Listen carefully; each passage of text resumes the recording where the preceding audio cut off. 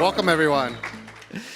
My name is Martin Omander. I know about half of you very well because I was North America regional lead for 5 years before I switched to the job of cloud developer advocate. So welcome, Martin. And then a lot of you know me as well. I am the new regional lead for North America. And as in traditional Martin fashion, we're going to do a quick photo. My manager asked, so you're actually going to Miami for work?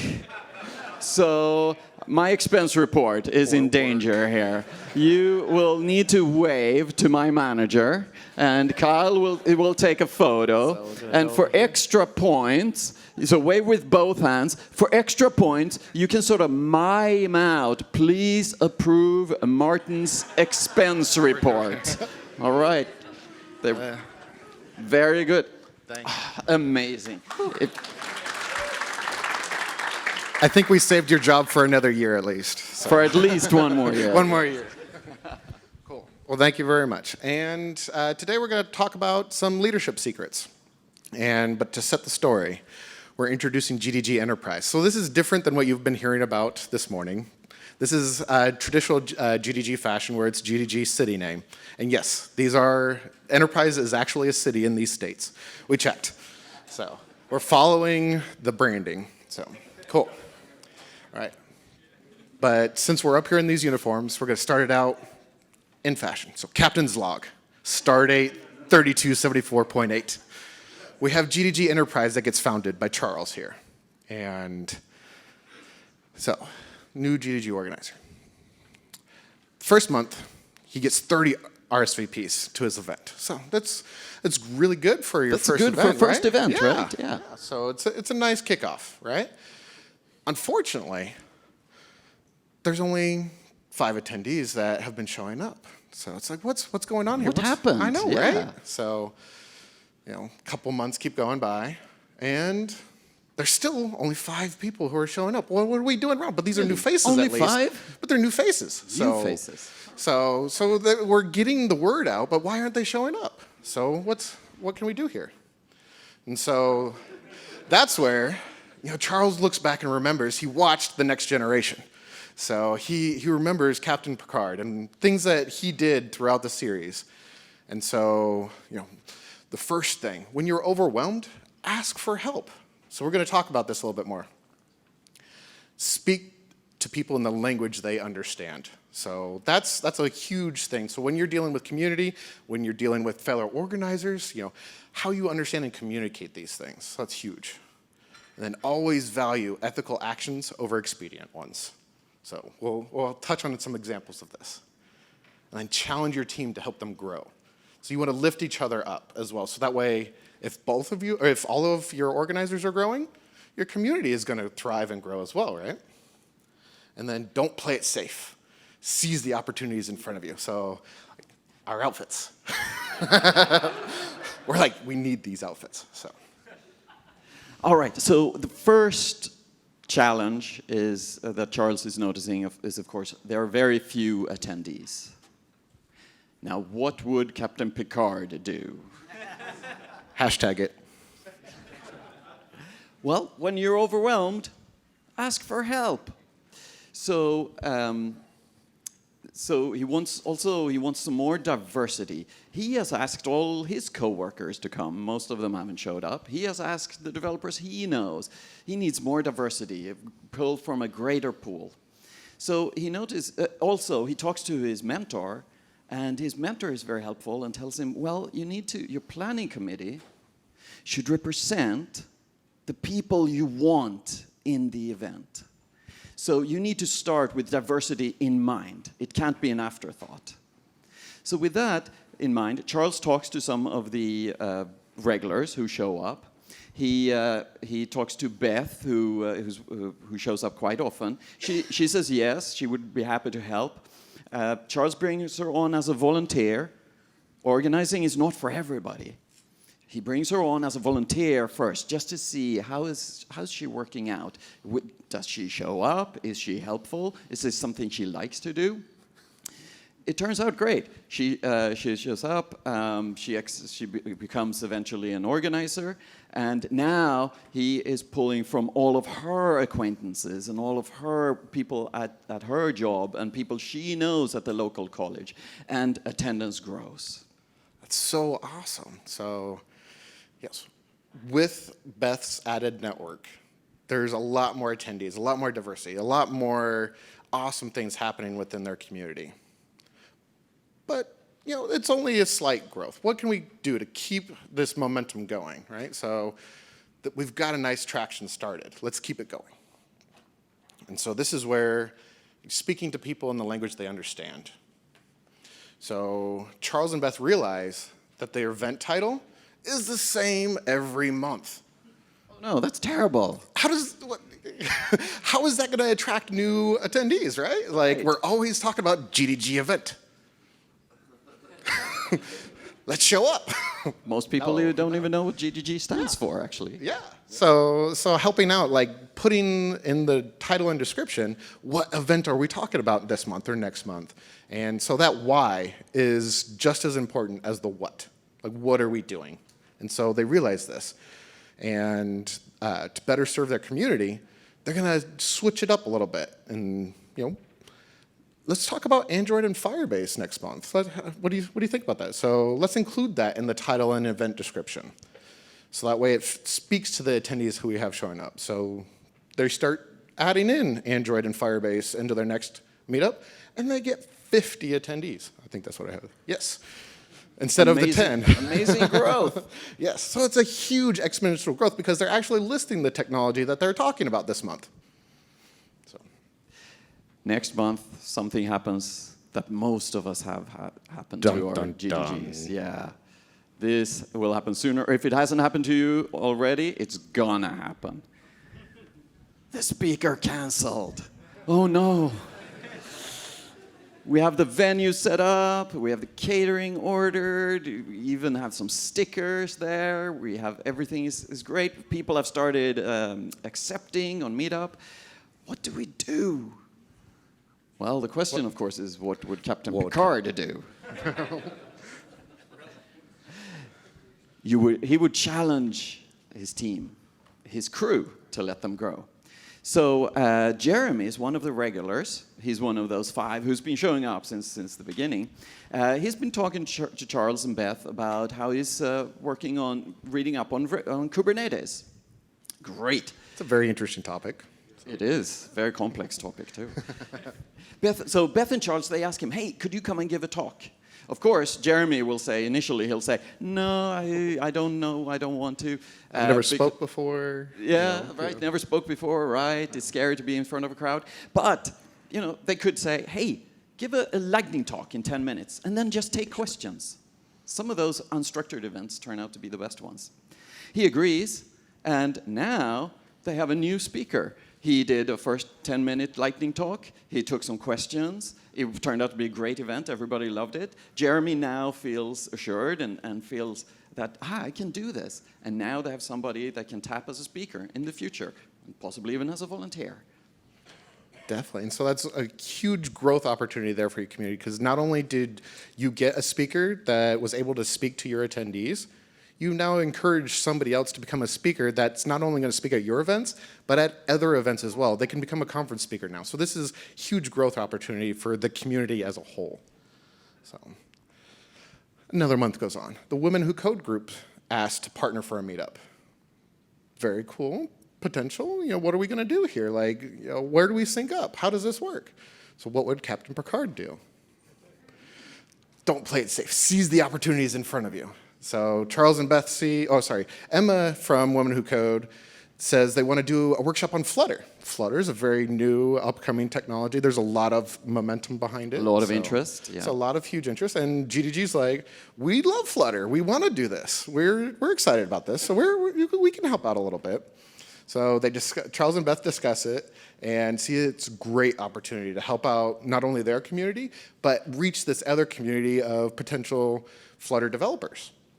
And by partnering with Women Who Code, it's engaging this broader developer community to get their knowledge on what GDG is. So you're, in fact, growing the GDG as a part of this. There it goes.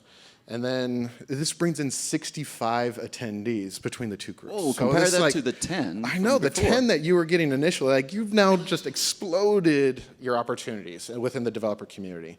And out of this, by meeting, and integrating with the Women Who Code group for this meetup, they found 2 potential speakers for future events as well. So by merging their chapters together for this one event, found even more speakers. That's huge. That's huge. It is, not bad at all.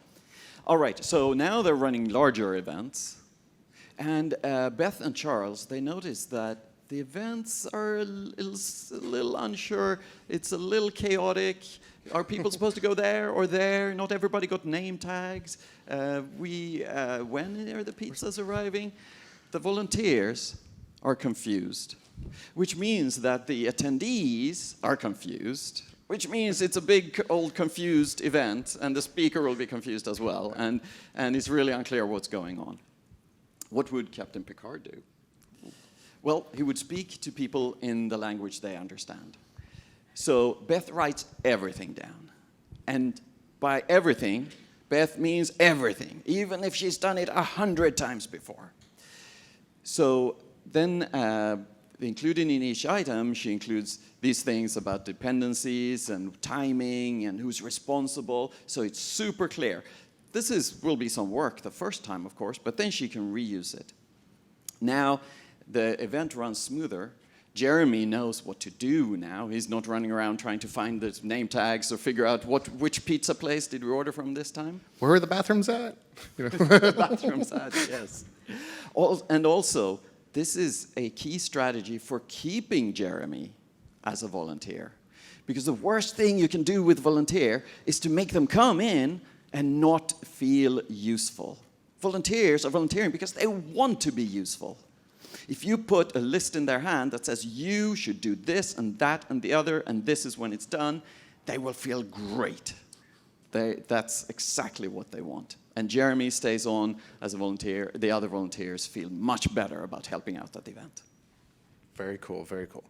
Now, as our community's been growing, and we have our volunteer strategy lined out, well, what are we going to do next? Let's run a Dev Fest. This is a very exciting thing happening. Very exciting. Very exciting thing happening. So we're super, super, super excited about this. But wait a second. How do we run a Dev Fest? Wait a minute. Uh-oh. What would Captain Picard do in this situation? I don't know. I know. Oh my word, wait a second, hold on. Anybody who's ran a Dev Fest, this is kind of what it looks like, right? So coming of many experienced Dev Festies here. It's crazy. What's going on? Even Captain Picard is I know Captain overwhelmed? Picard is like, what is going on here, seriously? But then he would say, what would Captain Picard do? When you're overwhelmed, ask for help. These are things that can help us move forward. So they recruit volunteers to help them run this Dev Fest, because Charles and Beth know this is not a 2-person job. Not by long shot. Yeah, so they asked Jeremy and Dia to help out, and so they say, so as they're frequent attendees, Jeremy and Dia, they're like, hey, we noticed you've been becoming more involved with our meetup events. What do you think about helping us out with this larger event, this Dev Fest? I'm like, yeah. So, we can give you a special T-shirt. We'll have a special volunteer dinner afterwards to thank you so much for your help. Because as a volunteer, we know we're not getting paid for any of this. We're doing this for the community. We're doing this to, because we want to. We're excited about it. And so by coming together, forming this DevFest team, they decided to divide and conquer, the strategy to identify, right, you're gonna work on this. I'm gonna work on that. And so what they come up with is, everything's back on the right track. And so this is kind of what they break down into. So they have these responsibilities kind of laid out. They're all kind of working collaboratively on all of this, but they've split up the tasks. So who owns what? And so this is a guideline, not you don't have to do all of these pieces. But what we did, what Charles and Beth did, they kind of broke all of these tasks out that we're on that jumble word thing.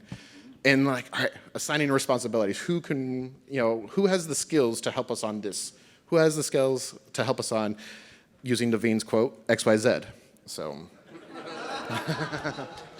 I like this slide. Yes. Yeah, It's very well broken done. up and very, organized. Charles and Beth, they know what they're doing. Yeah. That's good. All right, so now Charles and Beth have figured out the broad tracks and who's responsible for what. Now comes something that's very hard for DevFest, hard for other events too. Some say it's arguably the hardest thing for DevFest. I'm already sweating it.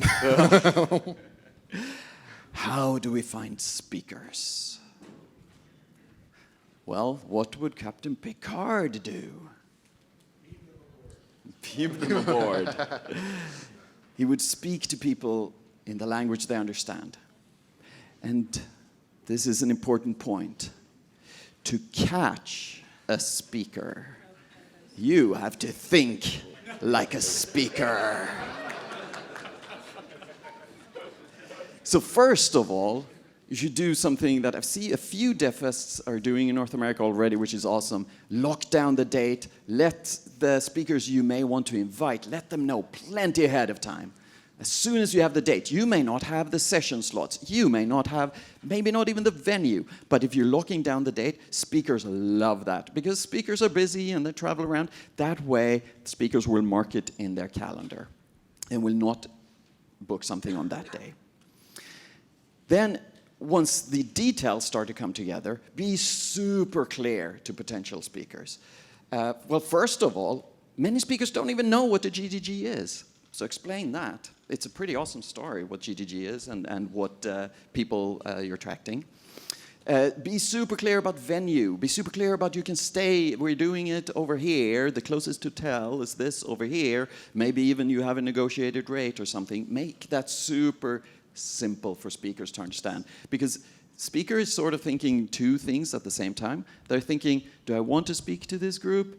And the second is, do I want to book all the travel and do all that other stuff? If you make all that other stuff super simple, they will click and do it. Also, speakers are people too. So highlight what's in it for them. So, for example, the audience size and demographics. Speakers love to know that. Or other companies, other speakers. Hey, dear Google Cloud Developer Advocate, do you want to come to our DevFest? Oh, by the way, we have somebody from Amazon speaking as well. Why don't you come on over, Martin? Yeah, I'll be there. Also, speaker dinner, nearby attractions, even that. Some people love to take family along and do something, yeah, or just hang out. Maybe there could even be the day after the DevFest. You go together you pull together a group of out-of-town people and go to a nearby attraction. Speakers love that. So Beth and Charles do all this, and they get 78 proposals for speakers. It's amazing. How are they going to fill all those slots? I mean, they only have, 15 at most? So how do they decide all of this? But there is something that comes up when they're looking through all these CFPs. Oh, yeah. Uh-oh. A speaker proposes a workshop. They've only planned for sessions.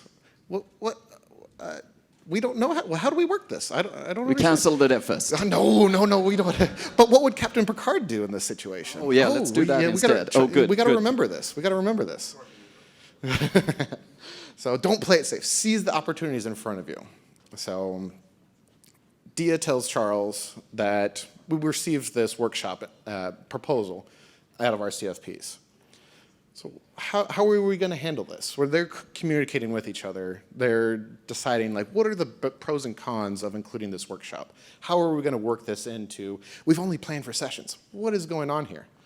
And so that's where mixing these formats together is a huge opportunity for us, because that not only brings in, because typically with conferences you're going to attract intro developers or up to intermediate developers when you're doing session-based stuff. So by adding in this workshop, this gets the hands-on coding to the developers. So like running a study jam, for example. So it brings everything together. They're hands-on with this code. So that you're now attracting the more advanced developers that may not go to a conference kind of thing. So you're now speaking to them as well. And so having code labs, workshops, hackathons as part of your DevFest is a great opportunity to grow. And then so by organizing the schedule early, they're able to identify, oh, we can fit the workshop in here. So instead of planning for sessions all this one day, we can add in some workshops at the end of day one. That's all right, nobody got it. All right. And then better utilize the room. All right. So we got one, yes. one. Excellent. All right, one is all it takes. So they're planning the DevFest. Everything is going well. They do run into a kind of a tricky situation. Uh-oh. A dodgy company asks to be a sponsor. They have money, though. They have a lot of money. They have lots of money, They right. want to pay for the entire DevFest. Have a venue, catering, everything. Yeah. What would Captain Picard do? Well, I mean, this company, like Captain Kyle here was saying, is they're offering to do it all. So they're called QWERTY. They say, let's call it QWERTY's annual DevFest. This is going to be amazing. However, there is, when you talk in the community, it turns out QWERTY isn't really that ethical. They aren't really treating their developers that well. It's pretty clear in the discussions that they want pretty much all the sessions to be about QWERTY's new amazing product. So Charles, he takes the ethical route here and values the ethical decision over the expedient one. It would be far easier to run it at QWERTY, have them pay for everything, but it wouldn't really be a DevFest. How's that going to benefit the community by changing everything to that? Yeah, right. Happy to bring in QWERTY if they will be nice to their developers, and if it's not going to be called QWERTY's annual DevFest, if it's not going to be all about their product. So he politely declines them, and two good things happen. One, Charles doesn't have to deal with this. We don't end up risking alienating the community. Perhaps even more important, if you bring in dodgy sponsors, you may alienate your volunteers and organizers. They are volunteering their time. They want to be part of something that they can stand up for and that they can feel proud of. Maybe they could have run this DevFest, the QWERTY annual DevFest, but there's a good chance many of the volunteers would have left afterwards and there wouldn't have been a GDG enterprise after this. So Charles feels really good about this decision, and all the volunteers are hugely relieved. So I'm relieved. I mean, I was holding on there for a minute. That was a close one. That was very close. All right, so we're ready to go. Our DevFest is coming up. Have we forgotten anything? Oh no. Oh, I don't. Wait. Did we forget something? What would Captain Picard do in this situation? What would I don't even know what's next. Oh. Let's challenge our team to help them grow. Of course. So Beth asks the volunteers, hey, out of all of the things, we delegated all of these tasks. We know what each other's working on. Has there been something that we forgot? And then that's where Dia, she's like, we forgot badges. Oh no! Like, this is important. I mean, everybody has their nice lanyards on, and so it's like you see how important that is. So that's whew. But fortunately, we caught it in time. So thanks to Dia speaking up, Beth empowering the volunteers to take ownership of these roles. Dia speaks up and like, all right, we can order these. We have time still. Let's get this order in, and we're ready to go. So saved. DevFest saved. Thanks to empowering the team. No one person or two persons can remember everything. Empower the team. All right. It is the day of the DevFest. This is a little nerve-wracking here. Is anybody going to show up? Will we have to eat those 120 pizzas ourselves? I'm hungry, but yeah. I can't eat all 120. Well, we do have 12 speakers to help us eat the pizza. Fortunately. Yeah. Well, they did follow Captain Picard's advice, so lots of people show up. Actually, more people than they had planned on. This needs to, as it always does at DevFest, a few things going wrong, like, oh my gosh, 120 pizzas wasn't enough, and we need to call another catering company, and we'll need to, but we can sort that out. It's a nice problem to have. It's an amazing DevFest, and Captain Picard would have been proud. Yes! And with the success of this DevFest, GDG Enterprise goes on to the next universe. But we want to thank these organizers, so Cheetah, Dan, Eva, and Lloyd, for helping contribute to these slides.